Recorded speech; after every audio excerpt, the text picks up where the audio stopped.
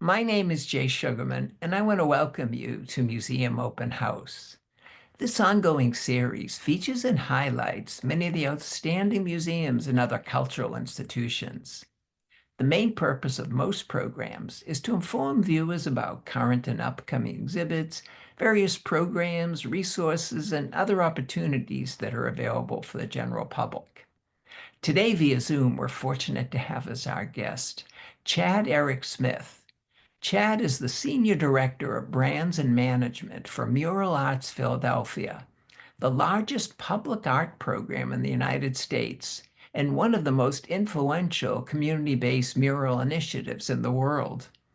Based in Philadelphia, it was founded in 1984 as part of the city's anti-graffiti campaign and has since grown into a powerful vehicle of artistic expression, community engagement, and social change.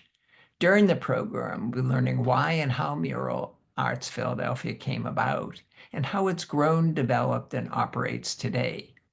We'll find out about some of their engaging programs and in the process come to better understand and appreciate the importance and value of having public art in our communities. Let's start by meeting Chad and then hearing all about Mural Arts Philadelphia. Welcome, Chad. So delighted to be able to be here. Thank you so much for having me, Jay. It's a pleasure. I've been so impressed following Mural Arts Philadelphia for a number of years now, eager to hear much more about it and have you inform viewers. But before we jump right to that, I think it would be of interest if you just briefly maybe share a little bit more about your background, professional interest, and what your current position entails, please.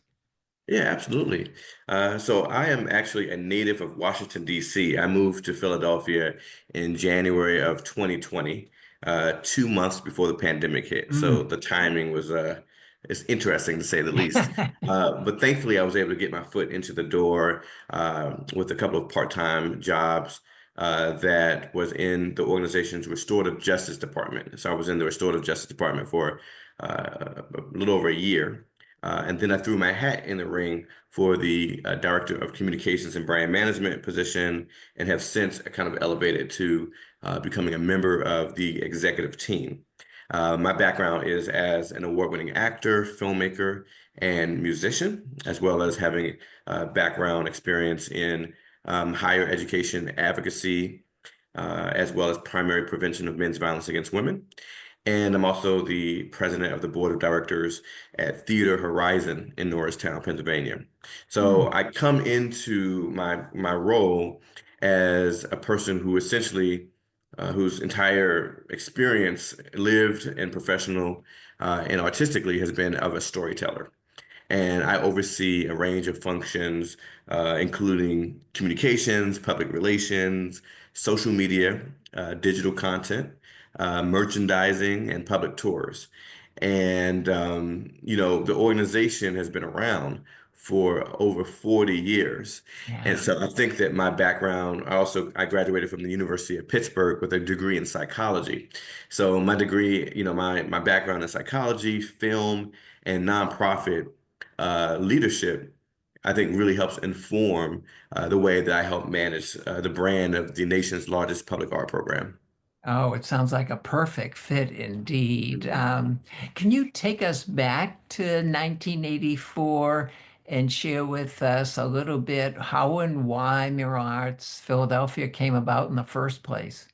Yeah, absolutely. So, as you mentioned in the beginning, 1984 is when it began as the Anti-Graffiti Network, which was a city initiative under then Mayor Wilson Good. In fact, last year I got to meet with him and kind of interview him and learn more about kind of what drove him to do this. And he said that, graffiti was kind of plaguing the city. People were putting graffiti on cars and houses and churches, and he ran a campaign in which he said he would get rid of it. And he was the first Black mayor, and he won his election, and this followed, after Frank Rizzo. And he one of his first hire was Tim Spencer, the late Tim Spencer from the Mantua neighborhood, who became the executive director. And they recruited Jane Golden, an artist who was, on the West Coast, who came over, and she was, very kind of passionate about helping redirect the energies of young people. And so Jane Golden has been with Mural Arts since its inception. And it was, again, created as a response to graffiti, which was, again, viewed at the time as a public nuisance. We now, don't say we're anti-graffiti, we're not anti-anything, we're just pro-art and pro-uplifting and amplifying the voices of artists and being able to advocate for the idea that when it comes to art and creativity, that sometimes is the recipe needed to try to help solve some of our most intractable social issues.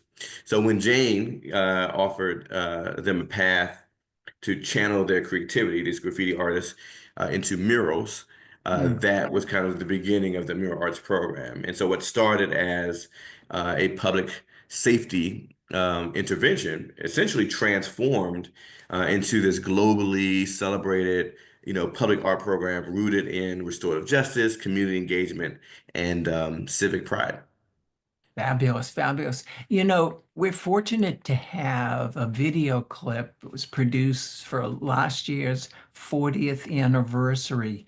Before we enjoy it, would you say a few words more about what it entails and just what sets Mural Arts Philadelphia apart from other initiatives?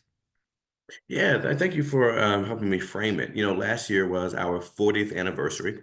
Every year, as part of my role, I create a theme that is meant to anchor the year and help us create kind of the messaging that we use throughout the year. And so last year, the theme that I authored was Roots and Reimagination, which allows us to reflect on our past 40 years, but also reimagine what the future of public art and civic engagement can be. And in a nutshell, I think the best way to describe what Mural Arts does, which is beyond the paint on the wall, is in the form of our brand positioning statement, which says that Mural Arts Philadelphia exists to provide transformative experiences, progressive discourse, and economic stimulus to the city of Philadelphia through participatory public art that beautifies, advocacy that inspires, and educational programming and employment opportunities that empower. And so this end of the year video that you're about to show not only shows how our work beautifies, inspires, and empowers, but also shows the journey from its inception. Fabulous, fabulous. Well, let's take a break in our conversation and enjoy this video clip.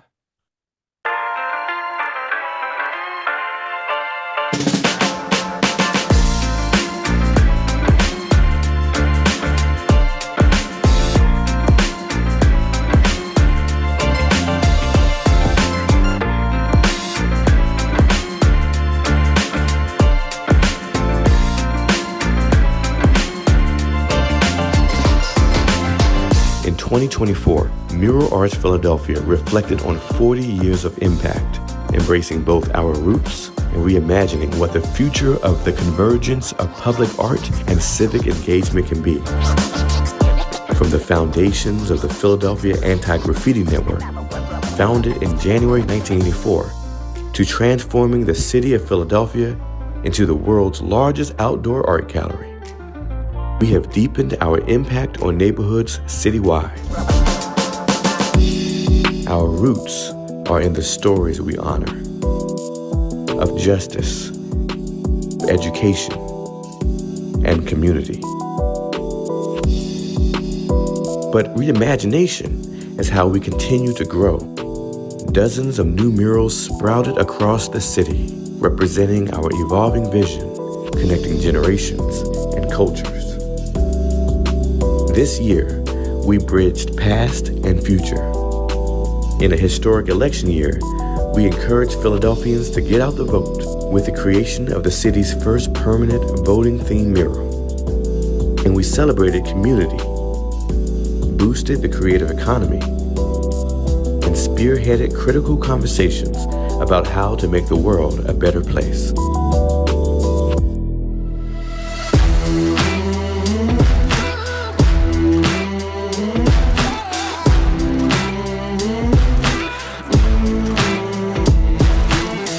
Murals are not just artwork, they're statements of identity and representation. They are statements of power. They transform spaces, individual lives, and by extension, they impact the civic life of the city of Philadelphia. Join us in our mission to use art to create profound, positive, and lasting change. Together, we'll continue to beautify, inspire, empower.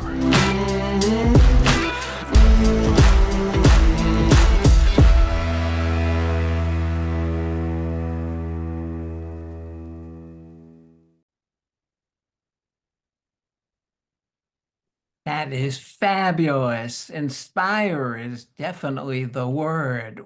Oh, Thank you. incredible to see just the number of murals that's been accomplished over time. Wow. Yeah, it's very inspiring place to work. It's very rare in my experience to be able to live in a city where I can travel pretty much in any neighborhood and see the impact of my kind of day job, my 9 to 5 essentially, everywhere I go. But it's true, we are the mural capital of the world with over 4,000 works of public art. And we finally described the city as the world's largest outdoor art gallery. And so, in fact, USA Today this year said that Philadelphia was the best city for street art. And so that was a good honor for us to have that national attention. Oh, well deserved for sure. Speaking of the neighborhoods and communities, how is it decided where new murals will go up, how certain communities are chosen, and just that whole process maybe of interacting with the community? Yeah, participatory public art is kind of at the cornerstone of our mission, right? Our mission is through participatory public art, Mural Arts Philadelphia inspires change in people, place, and practice to make a more just and equitable Philadelphia. And that means having engagement with the community.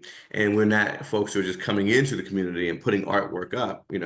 Consent is very important, right?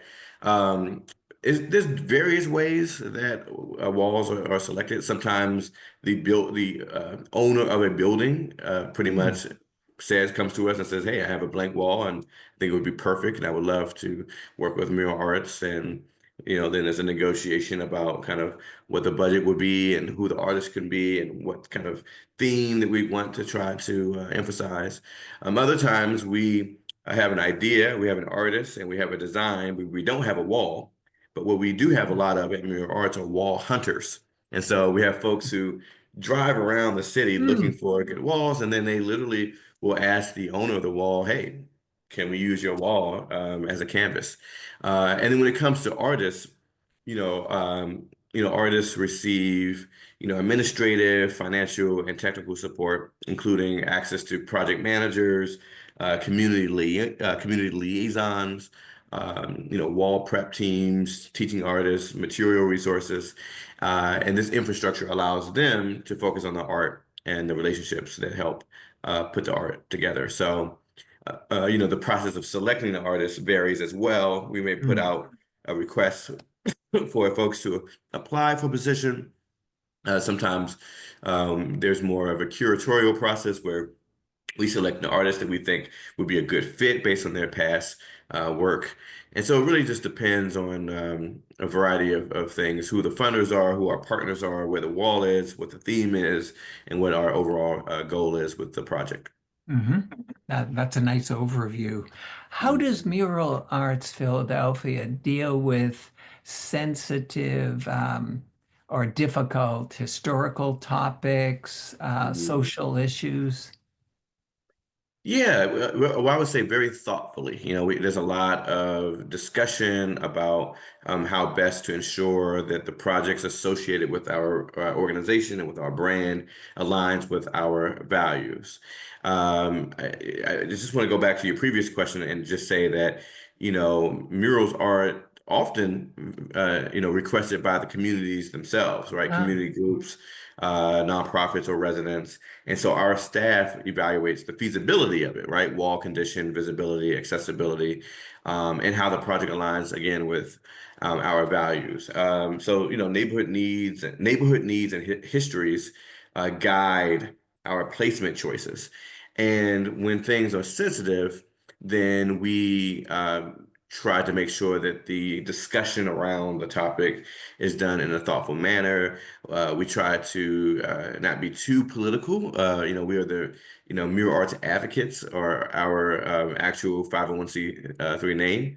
So we are often advocating for things, not necessarily activists.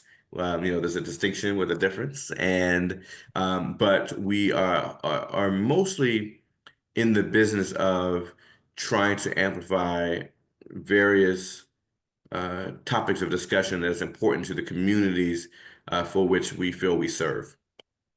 could you share maybe a specific, I know there are so many, example of a Mhm. project that had a measurable social or emotional impact on a neighborhood? Yeah, so many of them. I mean, I can start with Dr. J mural, right? Like that is a Mm. mural that, from the early days, and is still revered. In fact, I think it's one of the few murals that have never been tagged by graffiti artists, seeing Wow. Dr. J in a suit. And it was also the first project in which we used the parachute cloth process, which is the process that allows for us to take essentially this cloth material into a church or into a prison or into a schoolyard or into a library to allow folks to be able to paint by color and paint by number, as opposed, and then you glue it up onto the wall and you paint over it Mm. and hide the seams, so that it is kind of a perfect, uh, you know, mural of what you intended to do. That's a good one just because of how it was a great role model for young people, and particularly to see him in a suit rather than in Mhm. his basketball gear, I think creates another paradigm shift in people's minds. But, I could talk about so many various individual projects. I think sometimes where I think is even more interesting for folks is to hear about our programmatic efforts. So, for Please. example, our restorative justice department has focused on using art as a tool to combat recidivism. For those who are justice impacted. And that was the department I began in. So that's the department I have a pretty good grasp on, and a place in my heart for, in which we work with folks who are returning citizens. We work with folks who are actually on the inside still, who are creative and artists, and allow them to be a part of the mural making process. And this usually helps, instill pride and productivity, but also gives folks this pathway towards a more productive contribution to communities for which they may have played a role in harming. And so the fact that we have had data that have said, for example, that our recidivism rate was 10% or something, like Mm. compared to the cities, shows that art can be a powerful force in changing the lives of individuals in the way that Jane Golden so passionately said in that video.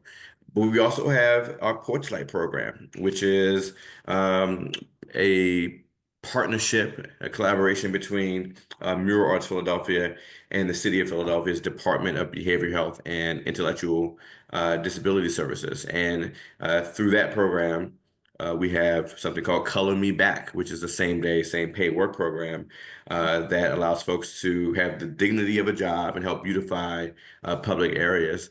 So when you talk about that, you're talking about helping folks who may have challenges with mental health or have challenges with substances, or you're talking about with restorative justice, combating recidivism through our program, the Guild, or our education program, helping young people tap into their own creative potential and teaching them not only how to grow artistically, but also professionally and how to be entrepreneurs.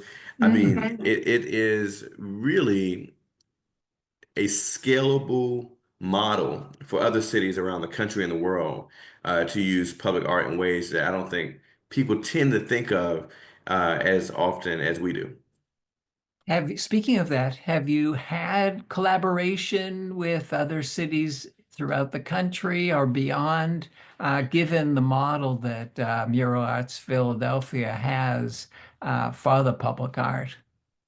Yeah, that is a great question, and that is because we actually have a, an arm of our organization called the Mural Arts Institute, Mhm. and their focus is solely dedicated on sharing knowledge, ideas, and experiences that have shaped our approach to community-centered art making. And so, at its core, our Mural Arts Institute seeks to build connections, sustain relationships, and share skills about the practices that have been instrumental in creating works of public art in Philly. And we work with artists, art administrators, community leaders across the world, really. I mean, we've traveled Mm. outside of the country to align knowledge, amplify voices, empower change, and distribute resources that move us all toward a more inclusive and equitable future for socially engaged public art, which, right now is needed more than ever, particularly in this country in which things like diversity, equity, and inclusion are being viewed as things of no value, or the idea of free speech being, attacked, even though it's foundational in our Constitution. And so, it's times like now where we don't want our work to be insular and be just in the city of Philadelphia. We want the whole country and the whole world to know just how powerful and impactful art can be. And can I just say this too, that part of why I get so passionate about this is because it allows me to talk about all these different things Yeah. that one might not think you could talk about when you're just talking about public art. But that's the power of it, right? Is that you can have a conversation about, you know, governments and about, free speech, and you can have and about recidivism and about behavioral health and about young people and about knowledge sharing and have art be the vehicle for social change. And so I think part of our mission is to elevate the discourse, to make what we do be viewed and felt as esteemed as the artwork that exists behind walls at museums, for example.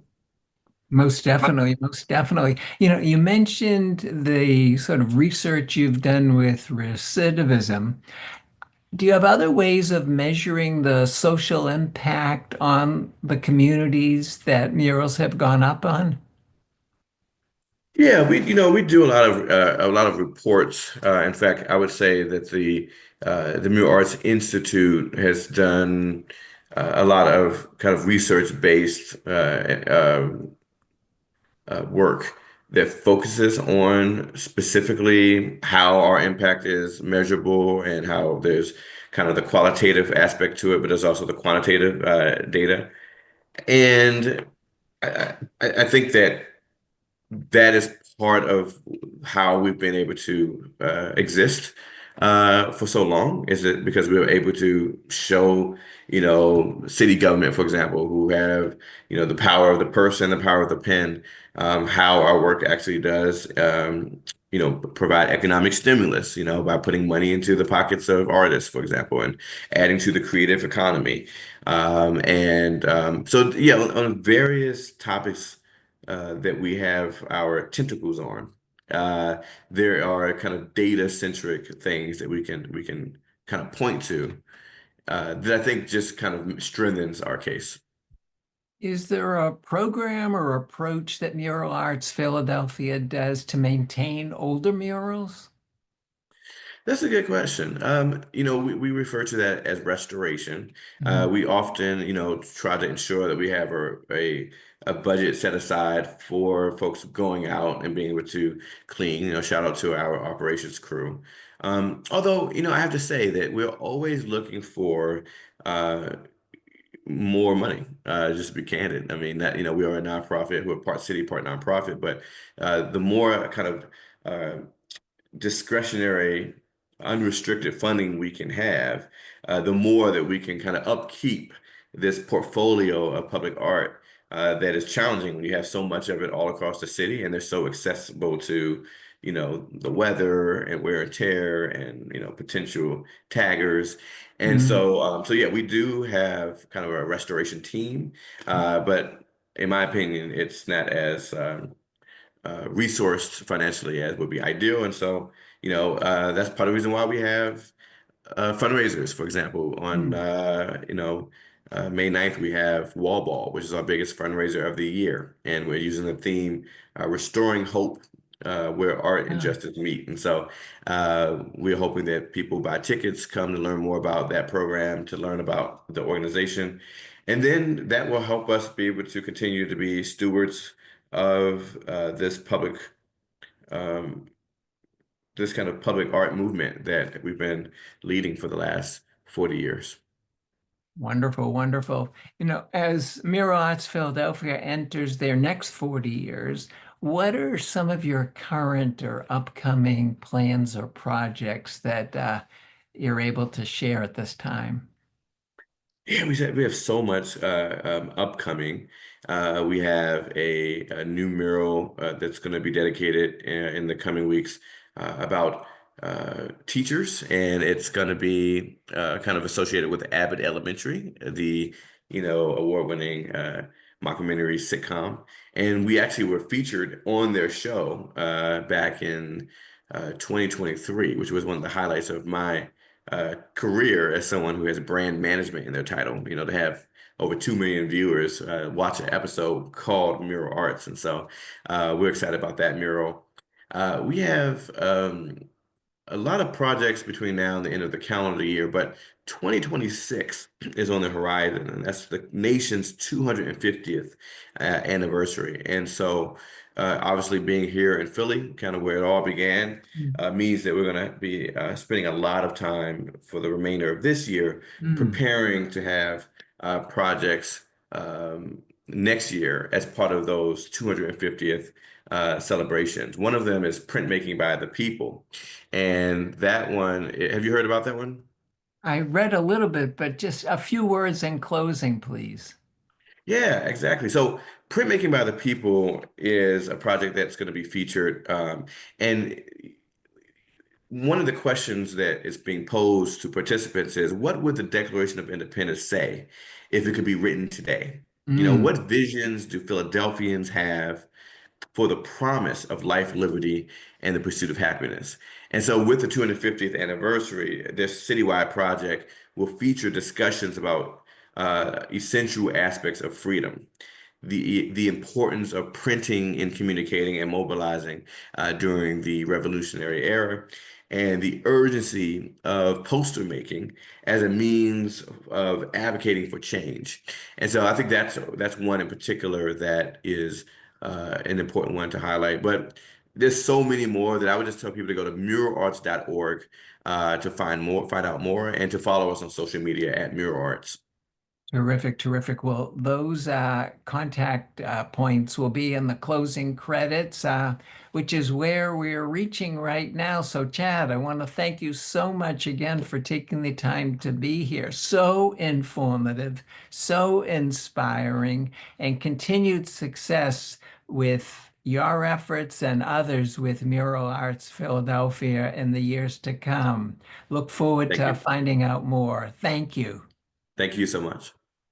Also want to thank those of you watching for joining us and hope you'll be able to tune in next time.